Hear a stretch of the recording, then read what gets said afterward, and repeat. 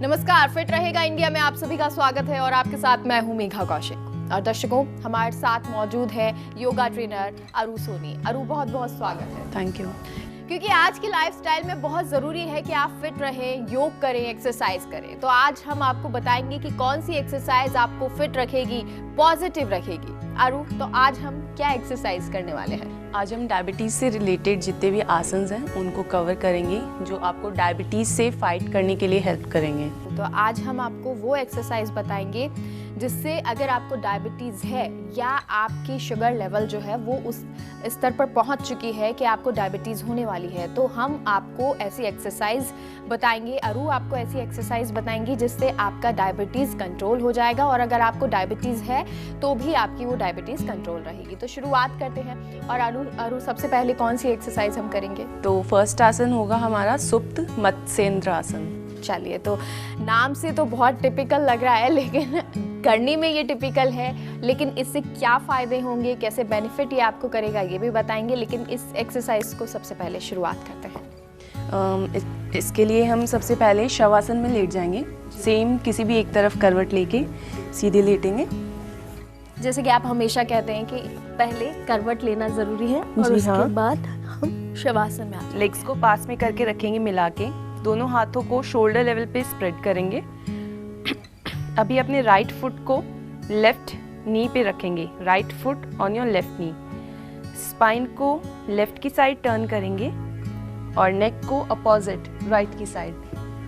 Maximum turn आपकी capacity पे depend है। धीरे से वापस आएंगे, रिलीज करेंगे, दूसरी साइड से सेम रिपीट करेंगे। ब्रीदिंग पैटर्न आपका नॉर्मल रहेगा। ट्राई करेंगे आपकी नी फ्लोर पे टच हो। अगर आपको प्रॉब्लम हो रही है, स्ट्रेच ज़्यादा है, तो जहाँ तक आप पहुँच सकते हैं वहाँ तक लेग को लेके जाएं। जितना ज़्यादा पॉसिबल हो उतना लें। एग्जैक्टली। धीरे से वापस आएंगे, लेग्स को रिलीज करेंगे, हाथों को रिलैक्स, किसी भी एक तरफ करवट लेके वापस बैठ जाएंगे।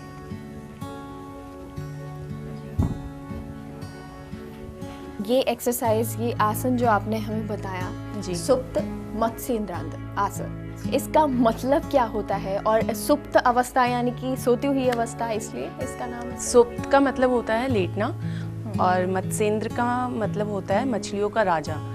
तो इस आसन का नाम सुप्त मत्स्येंद्र वहाँ से निकला है। जी। और इसके बेनिफिट क्या होते हैं? इसके बेनिफिट ये है, अगर आप डायबिटीज़ पेशेंट हैं तो ये आपको हेल्पफुल होगा डायबिटीज़ को फाइट करने में।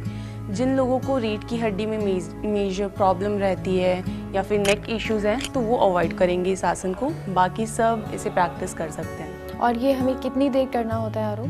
Minimum 10 second each side. कभी भी हम सिंगल साइड से आसन करके नहीं छोड़ेंगे। जब भी आप कर रहे हैं ट्राई कीजिए आप दोनों तरफ से वो आसन रिपीट करें।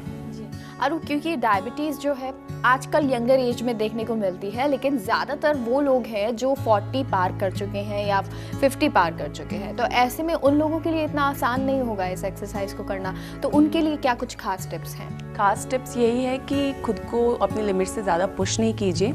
जितना हो सके मिनिमम पुश कीजिए और कंफर्टेबल रहिए। जी। जिन लोगों को डायबिटीज़ हो चुकी है, क्या उनकी डायबिटीज़ भी कंट्रोल होती है इससे? जी हाँ, ऑब्वियसली अगर हम इसे रेगुलर बेसिस पे प्रैक्टिस करेंगे तो आपको धीरे धीरे डायबिटीज़ में रिलीफ मिल सकता है। बिल्कुल, अगर आप इसे डेली बेसिस पे करेंगे। लेकिन सबसे ज़्यादा आपको ये ध्यान रखना है कि 10 सेकंड से आपको शुरुआत करनी है। अगर आपके नी में पेन है तब आप ये कर सकते हैं। अरु, ये जानना चाहिए। हाँ, कोई इशू नहीं है। अगर आपके नी में माइनर पेन है तो आप इसको आराम से कर सकते हैं। बस बैक इशू वाले ध्यान रखें थोड़ा। जी, अगर आपको बैक इशू है, पीठ में दर्द रहता है, तब आप ऐसे में ये एक्सरसाइज ना करें। लेकिन अगर आपको पीठ में दर्द नहीं है, तो अगर नी में दर्द रहता है, घुटनों में हल्का फुल्का अगर आपको दर्द है, तो आप इस एक्सरसाइज को 10 सेकंड से शुरुआत कर सकते हैं। खाने के लिए आपको क्या कुछ ध्यान रखना है, क्या टिप्स हैं डायबिटीज़ के पेशेंट के लिए, ये भी आपको आखिर में बताएंगे। लेकिन उससे पहले नेक्स्ट एक्सरसाइज की तरफ चलते हैं। क्या कुछ एक्सरसाइज है जानते हैं। धनुरासन अगली एक्सरसाइज है। तो सेम ये आपकी डायबिटीज़ को कंट्रोल करेगा। सो लाइक प्रैक्टिस सेम उल्टे लेटेंगे। पहले किसी भी एक तरफ करवट लेंगे, सीधे लेटिए एंड देन टर्न। अपने हाथों को स्ट्रेच करेंगे आगे मैक्सिमम। आपका फॉरहेड फ्लोर पे रहेगा। अपने दोनों घुटनों को फोल्ड करेंगे। राइट हैंड से राइट टो पकड़ेंगे, पैर का पंजा, और लेफ्ट हैंड से लेफ्ट टो। फॉरहेड फ्लोर पे ही रहेगा। आपको पहले अपने लेग्स को मैक्सिमम स्ट्रेच करना है, ऊपर की तरफ लेग्स को उठाएंगे। देन धीरे से अपने फॉरहेड को ऊपर उठाते हुए अपनी चेस्ट को अप करेंगे।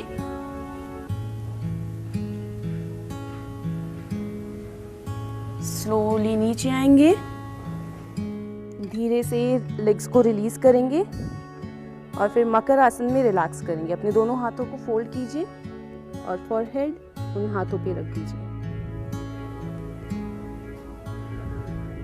कुछ सेकंड रिलैक्स करने के बाद वापस से बैठ जाएंगे।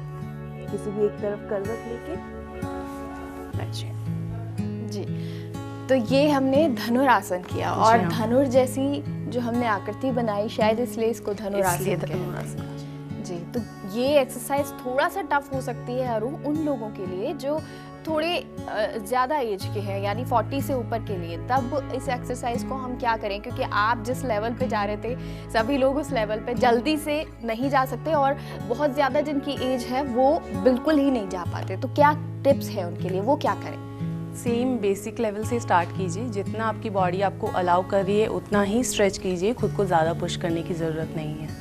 जी, जिन लोगों को हर्निया का इशू रहता है, जिन्हें हेडेक रहता है, डायरिया है, वो इस आसन को अवॉइड करेंगे कम्प्लीटली। और प्रेग्नेंट वुमेन्स वो भी नहीं एग्जैक्टली। जी, और जो लोग अभी रिसेंटली इस एक्सरसाइज को जब हम ये कर रहे हैं, सीख रहे हैं, उन लोगों के लिए कुछ खास विशेष टिप्स हैं? ट्राई करें सारे आसन के बाद हम जिस भी पोजीशन में आसन कर रहे हैं उसका एक रिलैक्सेशन आसन होता है। हमने धनुरासन किया, इसका था मकर आसन। अगर आपने 2 सेकंड के लिए प्रैक्टिस की तो आप ट्राई करें कि आप वापस मकर आसन में आके रिलैक्स करें और खुद को ज़्यादा पुश नहीं करें, अदरवाइज़ आपको इंजरी भी हो सकती है। और क्या होता है कि अरु जब हम लोग ये एक्सरसाइज कर रहे होते हैं या टीवी पर जब लोग ये देख रहे होते हैं तो ज़्यादातर लोग पलंग पर बैठकर अपने बेड पर बैठकर इसको देख रहे होते हैं। तब क्या होता है कि वो लोग सोचते हैं कि शायद हम यहीं पे एक्सरसाइज करके देखते हैं, थोड़ा सा टफ लग रही है ये, लेकिन शायद हम कर लेंगे, और वहीं वो जल्दी से शुरू हो जाते हैं, जैसा कि शायद अभी कुछ लोग करने की कोशिश कर रहे होंगे। तब ऐसे में क्या हम बेड पर ये एक्सरसाइज कर सकते हैं या ज़रूरी है कि कुछ ज़मीन अच्छी होनी चाहिए? नहीं, ज़मीन कंफर्टेबल रहती है। बेड पे आप अभी एकदम सुस्त अवस्था में बैठे रहते हैं और आप ऑल ऑफ सडन खुद की बॉडी को एक्टिव कर रहे हैं, तो वही है, आपको कहीं भी स्ट्रेन आ जाएगा।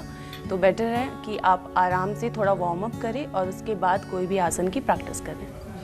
तो कोई वार्म अप करके कोई अच्छी ठोस जगह जो हो वहाँ पे अगर हम एक्सरसाइज ज़रूर यूज़ कीजिएगा, ज़मीन पे लेट के नहीं। बिल्कुल, एकदम ज़मीन पे भी नहीं करना है और पलंग पर भी आपको नहीं करना है, बेड पर भी नहीं करना है। थोड़ा सा वार्म अप करके कीजिएगा, क्योंकि कहीं आपकी कोई मसल्स खिंच गई तो वो ज़्यादा प्रॉब्लम हो जाएगा। चलिए अब आगे बढ़ते हैं और आगे की एक्सरसाइज जानते हैं। Next exercise is Paschimottanasana. चलिए शुरू करते हैं। दंडासन में बैठेंगे, लेग्स को स्ट्रेट करके, आपके पैरों के पंजे आपकी तरफ खींचे रहेंगे, हाथ लॉक करके स्ट्रेच करेंगे ऊपर स्पाइन को स्ट्रेट, हाथों को अनलॉक करेंगे, एक लंबी गहरी सांस लीजिए, सांस को छोड़ते हुए अपने स्पाइन से आगे झुकेंगे और अपने पैरों के पंजों को पकड़ने की कोशिश करेंगे। अगर आपके पैरों के पंजे आप पकड़ पा रहे हैं तो अंत में ट्राई करेंगे अपना फॉरहेड अपनी नीज पे टच करने का।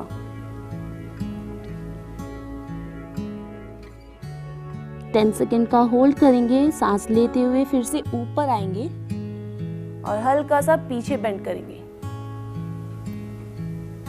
यहाँ पे वापस होल्ड 10 सेकेंड का एंड देन रिलैक्स। हाथों को पीछे रख के लेग्स को रिलीज करेंगे वापस।